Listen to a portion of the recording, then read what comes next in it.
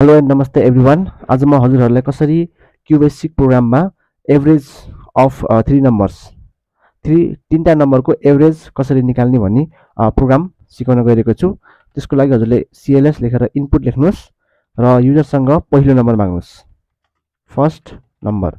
र यो मागिसकेपछि हामीले यसलाई ए भन्ने भेरिएबलमा स्टोर गर्छौँ र त्यसै गरी हामीले युजरसँग दोस्रो नम्बर माग्छौँ, second number is equal to गरेर यसलाई हामीले बी भन्ने भेरिएबलमा स्टोर गर्छौँ र त्यसै गरी अन्तिममा हामीले इन्टर थर्ड नम्बर भनेर माग्छौँ र यसलाई हामीले सी भन्ने भेरिएबलमा स्टोर गर्छौँ र त्यसपछि हामीले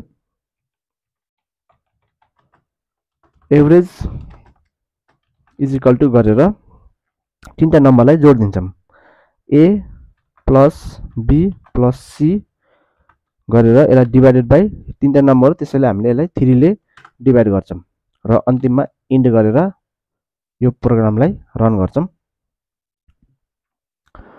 र रन गरिसकेपछि हामीलाई इन्टर फर्स्ट नम्बर भनेर मागिसकेको छ। मैले यसमा 20 दिन्छु, अर्कोमा दोस्रो नम्बरमा 10 र तेस्रो नम्बरमा मैले 5। यो गरिसकेपछि हाम्रो एभरेज नम्बर आइसकेको छ 11.666।